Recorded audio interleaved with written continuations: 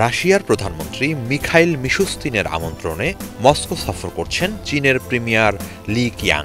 4 দিনের সফরে মস্কোর ভেনুকোভো বিমানবন্দরে অবতরণের পর তাকে উষ্ণ অভ্যর্থনা জানানো হয়, দেয়া হয় গার্ড অব অনার।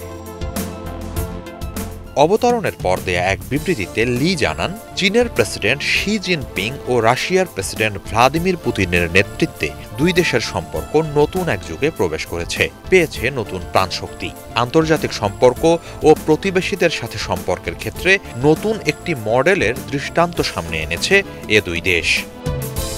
লি বলেন, চলতি বছরেই শি ও পুতিন 2 বার সাক্ষাৎ করেছেন। এর মধ্য দিয়ে দুই দেশের মধ্যে কৌশলগত সম্পর্ক ও একে অপরের উন্নয়ন সহযোগী হয়ে ওঠার কর্মপরিকল্পনা ঠিক করেছেন তারা। শি ও পুতিনের পরিকল্পনাগুলো বাস্তবায়ন, দুই দেশের বন্ধুত্বকে স্থায়ী রূপ দেয়া ও পারস্পরিক স্বার্থ সংশ্লিষ্ট সম্পর্ককে আরও গভীর করার লক্ষ্যেই এই সফর বলে জানান চীনের প্রিমিয়ার। উভয় পক্ষের যৌথ প্রচেষ্টায় বেইজিং মস্কো কৌশলগত অংশীদারত্ব আগামীতে উজ্জ্বল থেকে উজ্জ্বলতর দৃষ্টান্ত হয়ে উঠবে বলে আশাবাদ জানান তিনি। হিজল জুবায়ের, বাংলা ভিশন।